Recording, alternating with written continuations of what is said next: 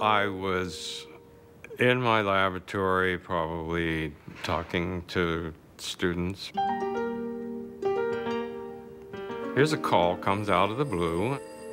This young guy wanted to know if the technology was ready to be commercialized.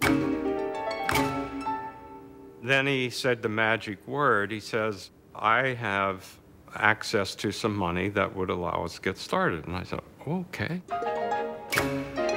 I said, where does the money originate? And he said, I'm a junior member at a venture capital firm. I went to look up what venture capital meant. I had never heard of it before.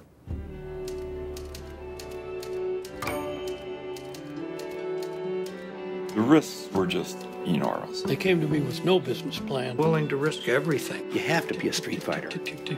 We didn't know what we were doing. Silicon Valley. Technical breakthrough. $100,000. $1 million. $10 billion. Intel. Apple. Genentech. Cisco. Good markets. Create companies. Growing companies. Sky's the limit. The rest is history.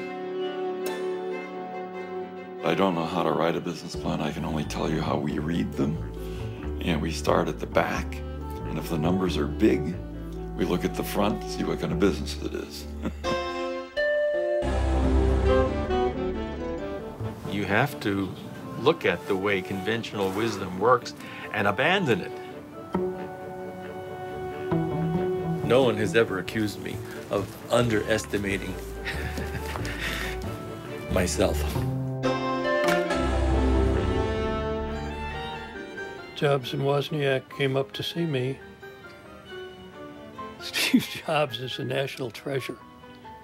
He is so visionary and so bright. I had to fire him, though.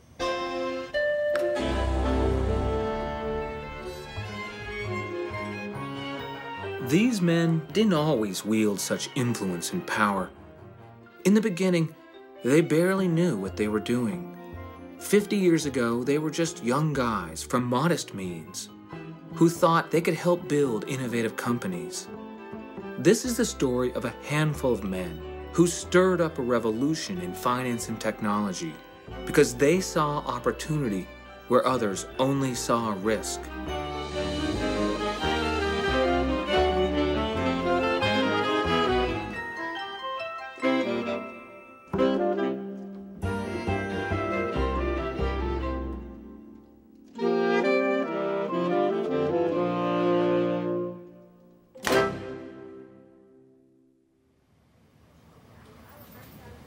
Venture capital.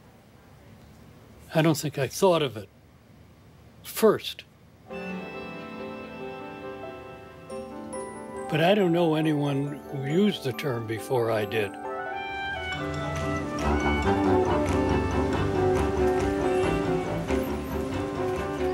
Back in the spring of 1957, Arthur Rock was just a junior banker on Wall Street. But then one day, an unsolicited letter arrived at the office. The letter was unusual, and no one else at his brokerage firm knew what to do with it. It was a cry for help, and it would forever change the trajectory of Arthur Rock's life. You gotta be lucky. Everybody's gonna be lucky at some time or another. The thing I'd say is I was lucky to be lucky early. The letter on Arthur Rock's desk had come from 8 engineers in California, a group of brilliant young men who would soon become known as the Traitorous Eight. We were young guys, a bunch of young engineers and scientists mostly, working together at Shockley Semiconductor. They were having a hard time with Shockley, and they were going to leave.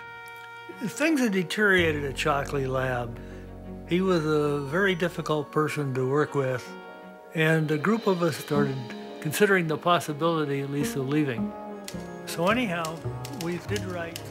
This prospectus is to introduce a group of senior scientists and engineers who have been working together at Shockley Semiconductor Laboratory.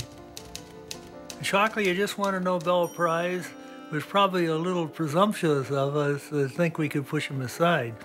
A group feeling arose to the effect that rather than leave one by one, we believe we are much more valuable to an employer as a group.